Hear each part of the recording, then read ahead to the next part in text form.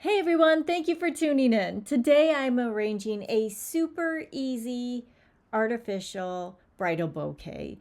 And I'm going to use a couple of different kinds of orchids. So it has kind of a summer feel to it, but the colors lean more towards fall. So if you're planning a wedding for late September, October time, but you still want that kind of tropical feel, this is a really great bouquet for that. And it's easy to travel with, and it's super easy to put together. So I just have a large stem of cymbidium orchids, and then I have some, oh goodness, why do I always forget the name? I believe that they are, I want to say Oncidium orchids. If not, I'll correct it and put it at the bottom of the screen here, but that would be the yellow ones.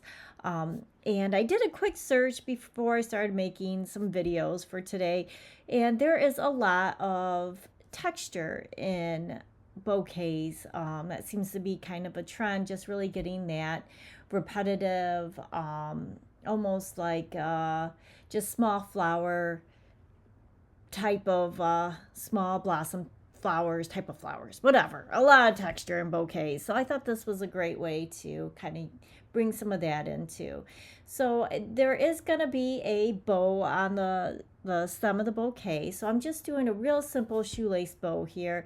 I have some double-sided wired satin ribbon, but there is one side that's a bit duller than the other side. So as I'm gathering up my loops in between my thumb and my pointer finger there, I'm giving it a little twist because I want that more shiny side on the outside, because shiny is better. And I'm just going to tie it off with a chenille stem, just give it a quick cut, and I'm going to use that chenille stem to gather my bouquet, and you'll see that at the end there. So back to the bouquet itself, again, super, super simple. So everything's just going to kind of have a direction down or real long. You can do this type of arrangements with line flowers such as snapdragons, delphinium, larkspurs, really pretty. Anything that, again, has that small blossom but many blossoms on them. You can fill it in with some baby's breath. Heather would be really nice in this type of bouquet too, and actually be really pretty with this bouquet as well.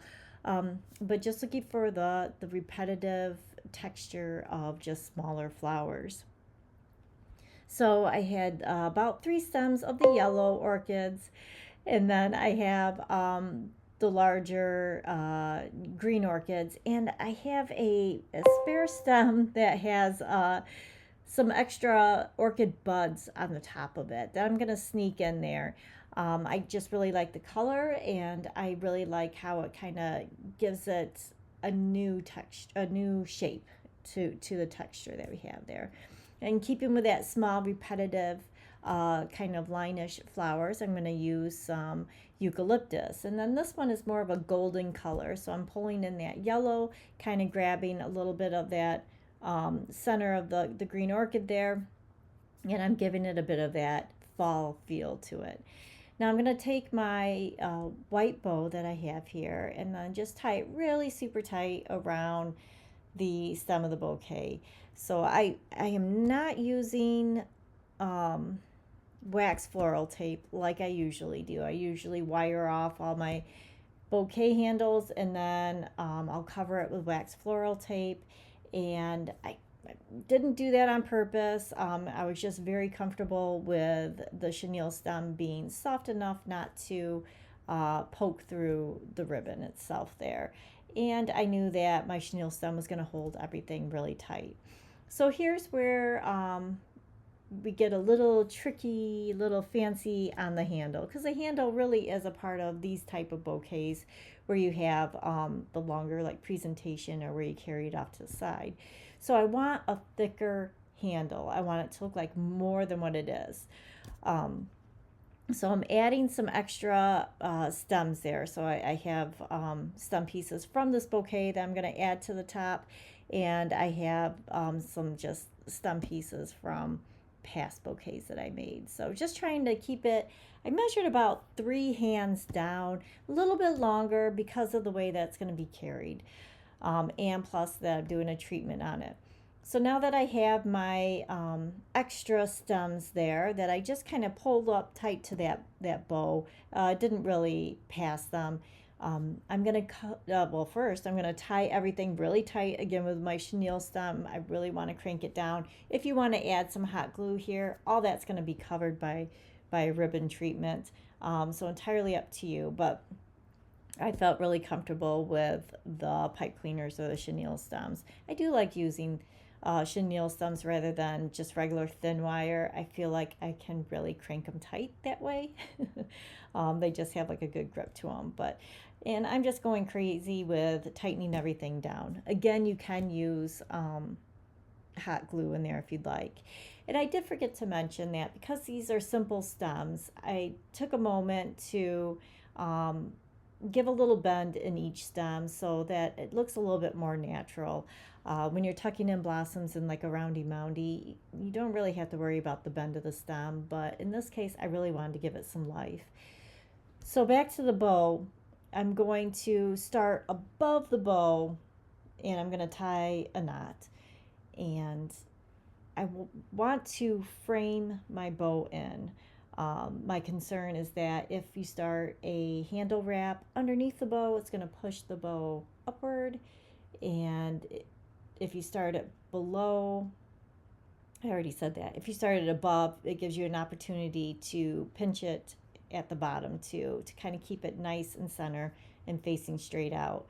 So I'm just going to run my ribbon down and then back up. Again, I was confident with the chenille stem not poking through my satin ribbon there, and I knew I was going to go down and back up, so I knew it would be a good coverage where you can't see through that ribbon. Even though it's already pretty solid, I do see oftentimes where you can see how the ribbon's a little bit darker because of the stems behind. So once I go down and then back up, I'm gonna pull my ribbon through that center loop because I'm hiding that chenille stem. I want that green to go away in the front there. I just didn't want to run the risk of all of a sudden seeing a glimpse of bright artificial green chenille stem. And then I pull the tail back. I'm gonna do a nice tight knot, trim it up, and then tuck everything nice and neat underneath the handle itself. And you can just kind of work it in between the bouquet or into the stem wrap down there, and just kind of work that ribbon to hide everything in the back. You do want it pretty in the back as well as in the front, just so that the person carrying it has that, sense of just everything being perfect. It's just kind of a nice feeling. And I'm going to fluff up my bow, of course, and give the ends a little fancy cut. And then with the wired ribbon, you can always bend the tail so it has a little movement as well, but fluff everything out, and you can carry it as a presentation style, or you can carry it off to the side. I can't really show because I'm behind the table there, but there we go. This is a quick, super easy, inexpensive, artificial bridal bouquet. Thank you so much for watching.